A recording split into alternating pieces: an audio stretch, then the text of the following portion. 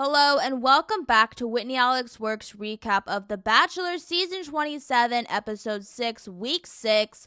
Before we begin, please like and subscribe here at Whitney Alex Works for more recap videos just like this one.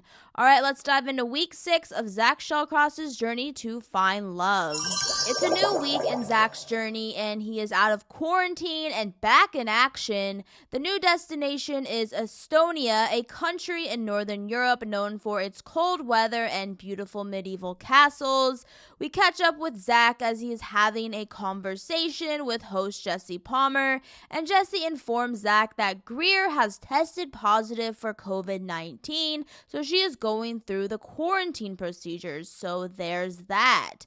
Well, Zach is coining this week as his bounce back week, and he is excited to get back into the swing of things with the 9 remaining women, minus Greer.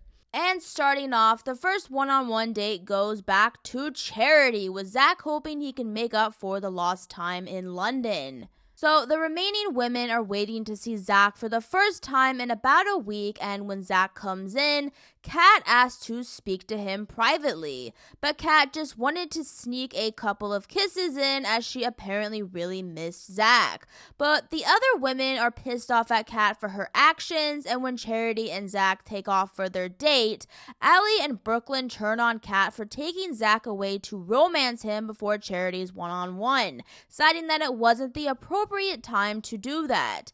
Well, we will return to this drama in just a little while. And finally, Charity gets her one-on-one date, and Zach and Charity head out to explore the city of Tallinn, the capital of Estonia.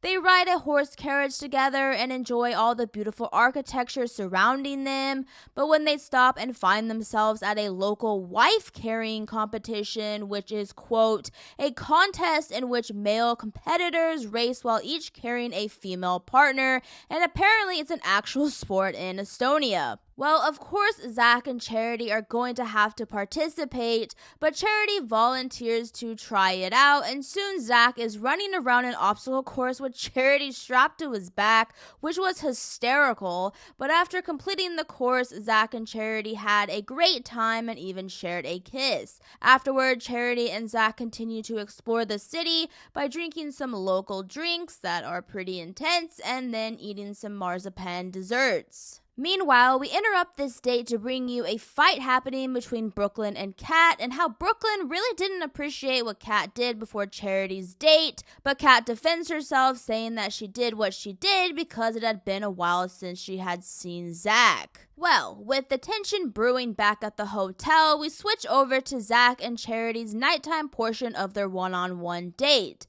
They have a formal dinner date where Charity feels like she was seen on her date with Zach, and she proceeds to open up about the difficulties she's faced in her previous relationship. Charity says that she lost herself in her past relationship and how she dealt with infidelity, which really hurt her. Zach then affirms his feelings for Charity and tells her he is taken with her. He then proceeds to offer her a rose, and Charity says yes, securing her another week with Zach. They spend the rest of the night riding a carriage again and sharing some more romantic moments together. Well, before the group date of the week, we find out that Ariel secured the other one-on-one date, which throws Jess into a state of distress. Jess is upset that she is the last one to get a one-on-one date, but the other women are like, don't forget about Greer, but Greer is apparently off limits for now. However, Jess is still upset that out of all of the women still present, she feels way behind because she hasn't gotten that one-on-one date yet. So going into this group date, there is both the stress of Jess and the anger about Kat pulling that kissing move before Charity's date.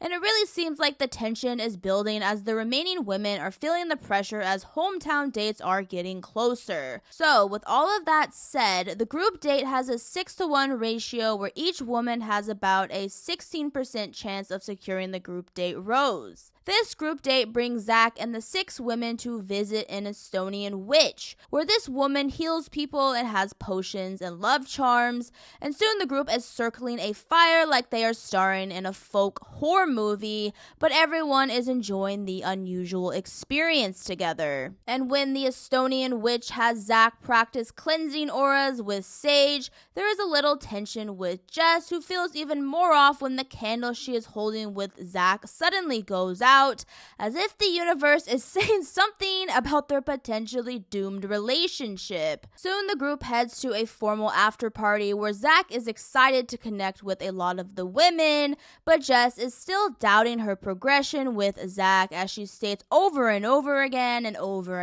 again that she is the only woman out of the group to not have a one-on-one date yet. So when Zach comes in and asks to talk to Katie, Jess is crushed even more. Meanwhile, Zach and Katie are feeling the feels with each other and are feeling rather strongly about each other, and they share a kiss. Also, Zach confirms his strong relationship with Gabby as he compliments her green coat and says he has butterflies around her. They too share some kisses. But when we switch back to Jess, she finally tells Zach that she is feeling concerned that she hasn't gotten a one-on-one date yet, as it's a chance to further their connection together, which hasn't happened. And Zach is confused and says his feelings haven't changed for her, but Jess is upset as Zach kind of doesn't understand where she is coming from, and it goes from bad to worse as there is a major disconnect between these two.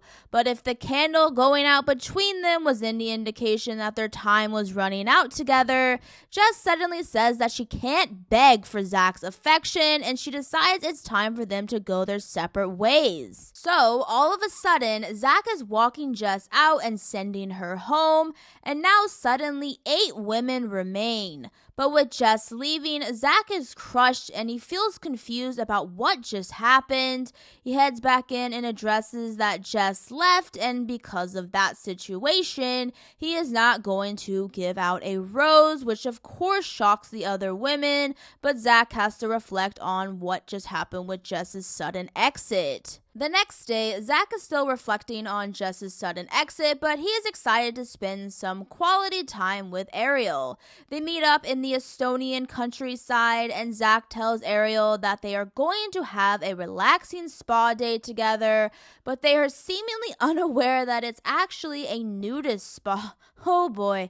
Zach and Ariel head inside a sauna room where suddenly an older Estonian couple comes in nude and makes the situation super awkward. But Zach and Ariel realize that it's a nudist sauna, but they take it well despite the awkwardness, and they head outside to a hot tub to share some more kisses, but suddenly that nude couple follows them and joins them in the hot tub. But that doesn't stop them from having a good time, and suddenly it's supposedly the nighttime portion, but it's still light outside, which is strange.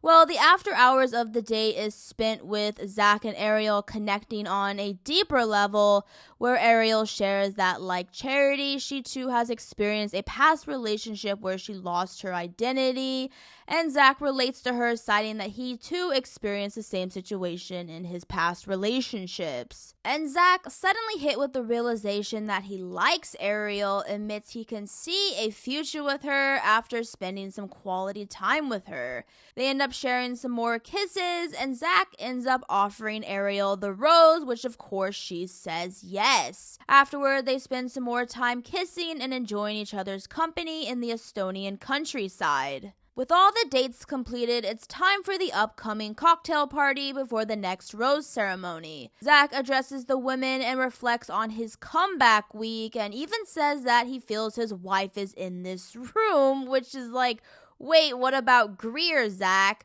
Well, Zach spends some more time connecting with the women before Charity and Kat have a conversation to try and remedy the drama earlier in the episode.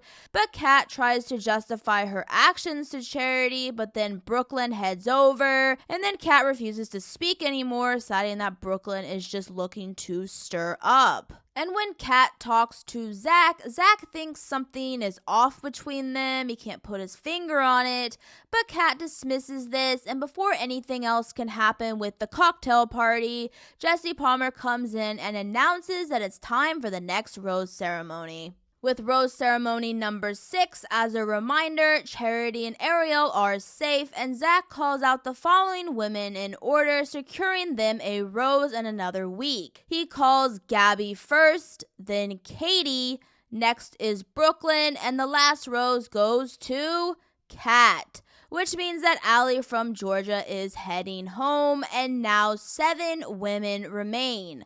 But while the next destination is Tees, we are all wondering what is going to happen with Greer coming back, and in all seriousness, does she even have a chance with Zach anymore? And that's it for week 6 of Zach Shawcross's season of The Bachelor.